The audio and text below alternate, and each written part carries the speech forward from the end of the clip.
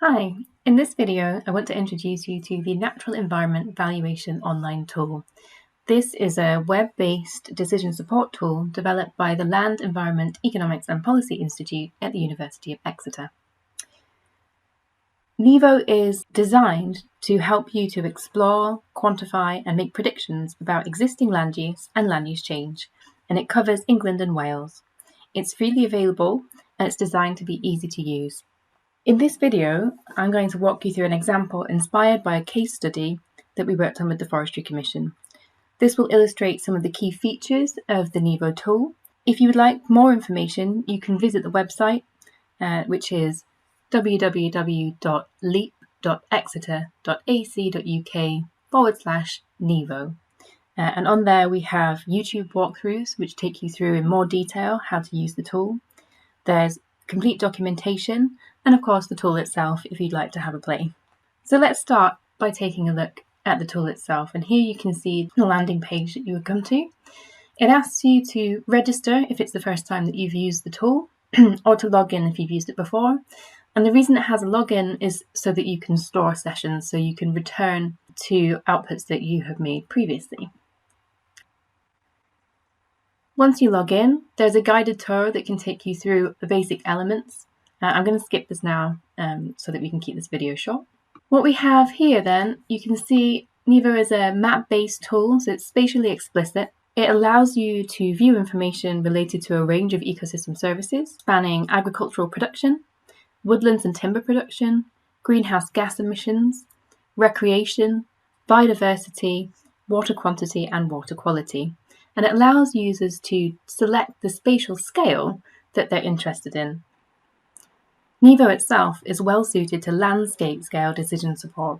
It's designed for looking at regional spatial planning, and it's based on analytical units at the 2-kilometre grid scale, and those can be scaled up to larger units or spatial scales. It's not really intended to support decisions at an individual farm or plot scale, but it can provide information to feed into those decisions. So, as I said, on the left-hand side, we have the various spatial scales that we can look at. And if we zoom into the map, we can move between these spatial scales. So we can select, for example, national parks.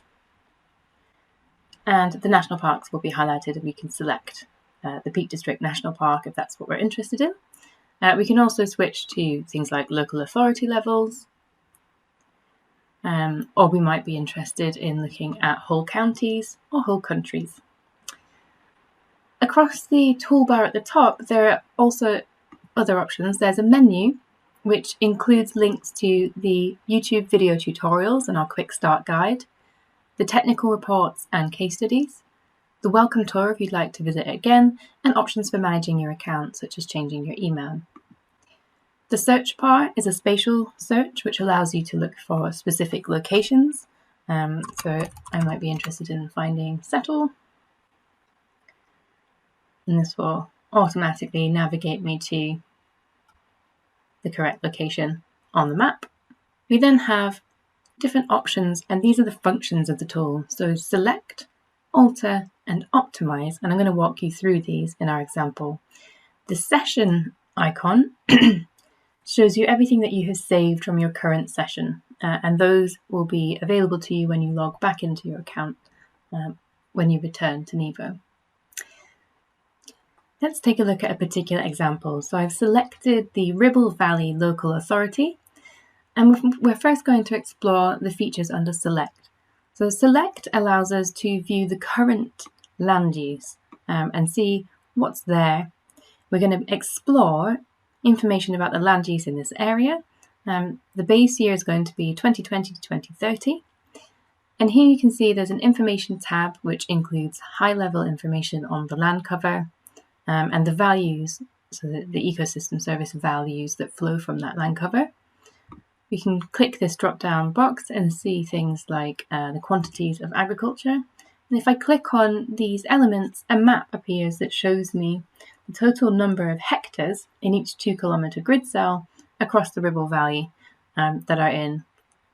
This is agriculture. We could select woodland, for example. And we can see the spatial distribution of those existing land covers. There's also more information in each of these tabs. So there's a specific tab for agriculture, and this provides a breakdown of the individual types of crops, the grasses, the different livestock, and again we can click on these to see maps of the quantities. And if you scroll down a little further, you can see also the predicted evolution over time of these land uses. So this comes from our agricultural model. We can switch to timber and see the quantities of woodland. We can also look at emissions under our carbon tab. We can look at recreational visits, and that includes visits to paths and to parks and to beaches, although the Ribble Valley doesn't have any. Then we have a biodiversity tab, which looks at species richness, and this is based on indicators for 100 different species, and they're broken down into types, so spanning from plants, invertebrates, birds, mammals, lichen, and reptiles. And we see how many of our 100 species are represented in the Ribble Valley as it is now. We also have a water option, and this links our local authority to a series of river basins. And we can see, if we click on our local authority, we can see all the individual subcatchments that are associated with the Ribble Valley. And once we select these, we can view information about each of these basins, including things like the rainfall, the quantity of water, and some of the quality indicators like the nitrogen concentration, the phosphorus concentration. So that's a quick overview of Select. We can also export information, and we can export that to CSV or map form. Now let's look at the next function available within NEVO, which is the alter function. And this allows you to create hypothetical what-if scenarios. So once we click on alter, you can see a menu of options appears down the left-hand side. I can choose what I'm going to alter. So in the example I'm presenting today, I'm going to change land cover, and I'm going to think about increasing the quantity of woodland in the Ribble Valley.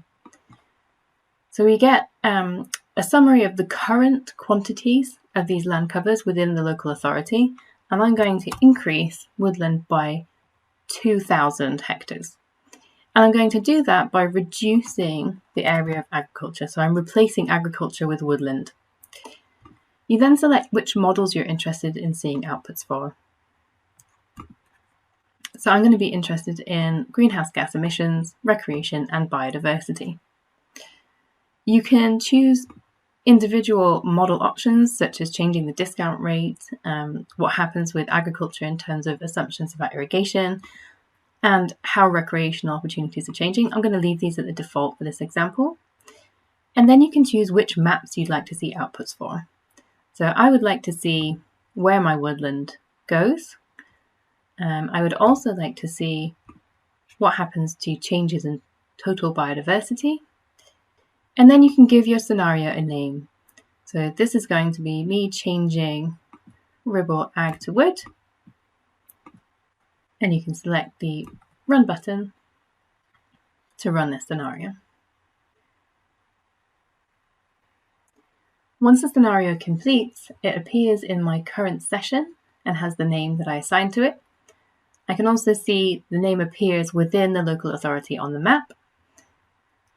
And the outputs now change to give me the summary. So the summary tab gives me the high level information. I can see that I've reduced the agricultural land by 2,000 hectares and increased woodland by 2,000.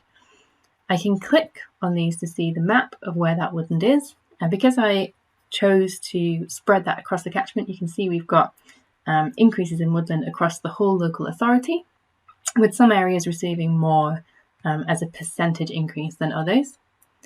I can also see a summary of the changes in values from each of the ecosystem services. So I can see by removing areas of agriculture, I've reduced farm profit. I also have negative timber profits, and that's due to the high level of planting costs. But I've increased carbon sequestration, and I've done that both by reducing agricultural sources of emissions and by increasing greenhouse gas sequestration from woodlands. We can look at each of the individual tabs for a more detailed breakdown of what's happened, so I can see exactly which crops have been replaced. I can look at the impact on livestock production. I can look for a more specific breakdown of information on the woodland, the types of woodland that I've planted. I can look at the sources of greenhouse gas emissions. I might be interested in looking at the total visits to different parks.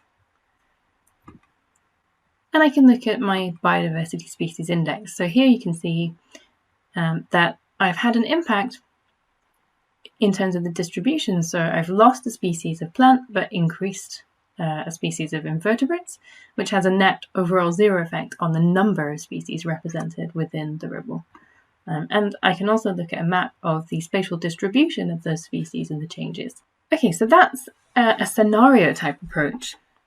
The other thing I might be interested in doing then is optimizing. So I'm going to do the same kind of scenario change. So I'm going to change woodland by expanding land cover. So I've moved to the optimize option here. And I'm going to replace agriculture, so exactly the same as before, and I'll keep the quantity the same. So you have to choose how much you're changing this by, so 2,000 hectares. And now you select what you want to achieve by this change. And the tool will try and locate the spatial locations in which you should make this change in order to maximize whatever it is you're optimizing. So we're going to maximize total values. You could also maximize specific quantities. I'm going to look at values, and I'm going to optimize across agricultural profits, timber profits, the value of greenhouse gas sequestration, and recreational values. Now we select which maps we'd like to view. So I'm going to look at where woodland is located again. I also want to look at a map of farm profits to see the distribution of changes in farm profits and the total species distribution. Again, you can name your scenario. So this is optimizing for the ribble, the total value for a 2,000 hectare change. We can see this appears in our session, and I can click on it now to view the summary information. Again, I've got a change, 2,000 hectares of agriculture, but now my map looks very different. I've got a concentration of the changes in woodland around specific areas to the south of the local authority, and I can look at the changes in total value.